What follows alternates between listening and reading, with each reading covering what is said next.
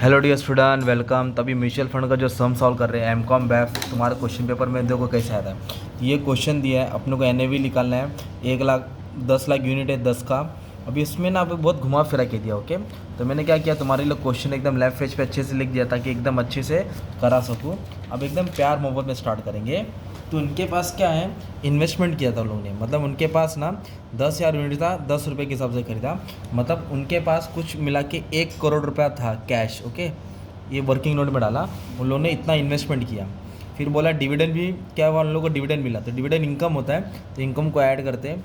फिर इंटरेस्ट भी रिसीव हुआ, तो रिसीव मतलब इनकम होता है, ये भी ऐड होने वाला है। फिर at the end of the year equity की वैल्यू हो गई 175%, और जो 10% डिवेंचर है उसकी वैल्यू 90% हो गई।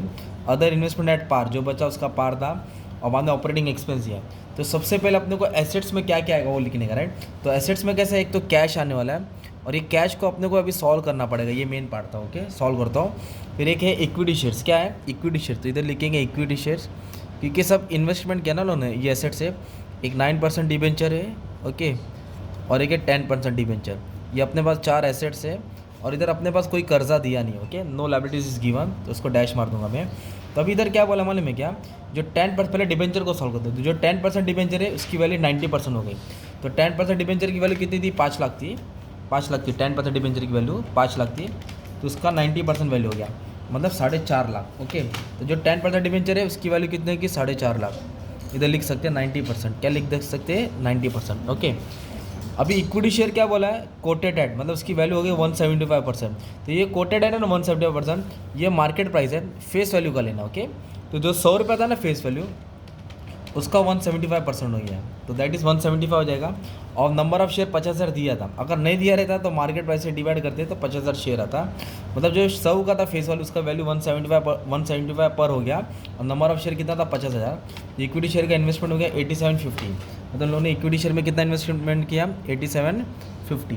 तो हम लोगों ने क्या किया इधर 175% निकाला, किसका 100 का, तो कितनी value I 175। Number of share कितना था 50,000। ओके, अब उसके बाद क्या बोला, 9% डिबेंचर्स के बारे में कुछ नहीं बोला। इधर क्या बोला, अदर इन्वेस्टमेंट एट पार, पार मतलब जो था वैसे ही रहेगा, तो इधर आ जाएगा 5 लाख।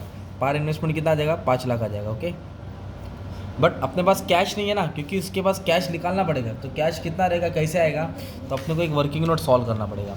तो उसने क्या किया, एक 10 लाख इन्वेस्टमेंट किया, और एक यूनिट 10 का था, मतलब टोटल उसके बाद 1 करोड़ कैश था। कितना करोड़ था, 1 करोड़। तो अभी जो कैश था ना, तो उसने जो भी पैसा, तो कितना कैश बचेगा वो अपना अमाउंट यहाँ अपने को लिखने का कैश में। ओके, तो कैसे सॉल्व करेंगे, तो जो भी इन्वेस्टमेंट किया पैसा गया, तो जहाँ पैसा गया माइनस होएगा, और जहाँ पैसा आया वो ऐड होएगा। तो पहले हम लोग जो इनकम है वो ऐड करते हैं। देखो डिविडेंड दिया है, डिविडेंड कितना मिला है, 12 लाख मिला है, 1 2 3 4 5 0, तो डिविडेंड इनकम हो गया, तो 12 लाख मैंने ऐड कर दिया। ओके, फिर उन लोग को क्या बोला, interest on all types of डेब्ट सिक्योरिटीज वर रिसीव, मतलब इंटरेस्ट आया, तो 5 लाख पे 9% इंटरेस्ट, और 5 लाख पे 10%। तो 5 लाख पे 9% बोलेगा ना, तो कितना आ जाएगा 45,000 इंटरेस्ट आया, और 5 लाख पे 10% इंटरेस्ट बोलेगा तो 50,000 इंटरेस्ट है। कितना इंटरेस्ट आया, 50,000। ओके, ये इनकम हो गया। और लास्ट में बोला है कि इन्वेस्टमेंट एट पार है, एनएवी तो ढूंढना है, नेट एसेट वैल्यू, कहानी इस पर ही अड़ी है।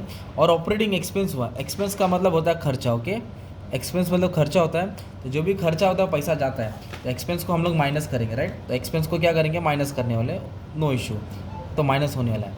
अब अपने ने इन्वेस्टमेंट कितना किया, इधर दिया ना 80 लाख 5 लाख 5 लाख, इतना अपन ने इन्वेस्टमेंट किया था, 90 लाख है ना। तो इक्विटी शेयर में 80 लाख इन्वेस्टमेंट किया था, और डिबेंचर में 5 लाख किया था, और एक डिबेंचर में 5 लाख किया था, तो कुल मिला के अपन ने 90 लाख इन्वेस्टमेंट किया था। कितना इन्वेस्टमेंट किया था, 90 लाख। अब प्लस माइनस कैसे होएगा मालूम है क्या, 90 लाख बोला तो एक और जीरो आएगा। अब ध्यान देना इधर, सुनो, ये 1 करोड़ रुपया कैश था ना, कैसे मालूम पड़ा कि उनके पास बैलेंस था 10 लाख यूनिट था, और एक कितने का था, 10 का था। तो इसके हिसाब से उनके पास बिगनिंग में इतना रुपया था, तो उन्होंने 90 लाख का क्या किया, इन्वेस्टमेंट किया। इन्वेस्टमेंट करने से पैसा जाता है, तो 1 करोड़ में से 90 लाख गया, 1 से 90 गया, तो 10 लाख बचा। कितना बचा, 10 लाख अभी भी रोकड़ा है, ये बचा उनके पास। और उनके पास कुछ पैसा इनकम आया है। ओके, तो उन्होंने क्या आया, डिविडेंड आया, इंटरेस्ट आया, डिबेंचर आया, 2 इंटरेस्ट, तो इसको ऐड करके 12,95,000 क्या हुआ, इनकम जनरेट हुआ। मतलब ये 10 लाख पेंडिंग है अपने पास, होल्ड करके रखा है, और 12,95,000 और एक्स्ट्रा आया, और जिसमें से 5 लाख ऑपरेटिंग एक्सपेंस हुआ, तो 10 लाख और 12 लाख ऐड करेंगे 12,95,000, उसमें से 5 लाख माइनस करेंगे ना, तो अपने को कैश बचेगा 17,95,000, ये पेंडिंग कैश। ओके, तो ये जो कैश बैलेंस है ना, मतलब इनकम ऐड किया एक्सपेंस बनेंगे, पेंडिंग कैश तुम्हारा इधर आएगा 17,95,000। ओके, ये कैश बैलेंस था, ये मेन था वर्किंग नोट, इसलिए से हम घुमा फिरा गया था। अब इसको ऐड कर लेंगे ना तो अपने को टोटल एसेट मिलेगा, तो 1,14,95,000 ये हो गया टोटल एसेट्स। इधर कोई आउटस्टैंडिंग एक्सपेंस नहीं दिया, करंट लाइबिलिटीज़ नहीं दिया, तो इसके लिए लाइबिलिटीज़ को डैश मारा। ये तुम्हारा हो गया एसेट्स, ये तुम्हारा हो गया लाइबिलिटी। तो what is net asset? Assets minus liability. Assets और लाइबिलिटी को क्या करेंगे? माइनस करेंगे, तो सेम ही अमाउंट आएगा तुम्हारा 1,14,95,000। सिंपल। अब अपने को एन निकालने का, तो एन का फॉर्मूला क्या है? नेट एसेट वैल्यू का फॉर्मूला क्या है? नाउ निकालने का ना अपने को, नेट एसेट वैल्यू। तो उसका फॉर्मूला यही है जो अपना सॉल्व करके आया ना, नेट एसेट 1,14,95,000, उसको डिवाइड करेंगे नंबर ऑफ यूनिट्स। तो नंबर ऑफ यूनिट्स कितना था उनके पास? 10 लाख यूनिट्स था। टोटल यूनिट्स कितना था? 10 लाख।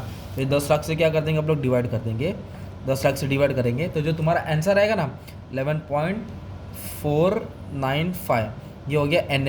ये क्या हो गया? N of 1 unit. इस तरह ये तुमको सम सॉल्व करने का था। 12 मार्क 15 मार्क का सम आएगा। तो घुमा फिरा के सम आया था, तो अपनों को अच्छे से सॉल्व करने का था। तो तुम्हारे लिए प्यार मोहब्बत में सॉल्व करा दिया। अब एक बेसिक सम बता दो, तुमको खुश कर दूँ। जैसे इसके पहले पढ़ा है, एनिमी के लिए सॉल्व करने के लिए क्या करना पड़ता है? ये इन्वेस्टमेंट दिया रहता है, राइट। तो इसको क्या करेंगे? ऐड करेंगे एसेट, लाइबिलिटीज़ को माइनस करेंगे। एसेट्स हो गया, लाइबिलिटी को, दोनों का माइनस करके ये आंसर आएगा, और नंबर ऑफ यूनिट से डिवाइड करेंगे। नंबर ऑफ यूनिट्स कितना दिया था? इतना दिया था। इस तरह बेसिक टाइप के भी सम सॉल्व कर दिया। आपका काम है अच्छे से प्रैक्टिस करना, ठीक है। तो thank you very much and all the best for exam. Love you all.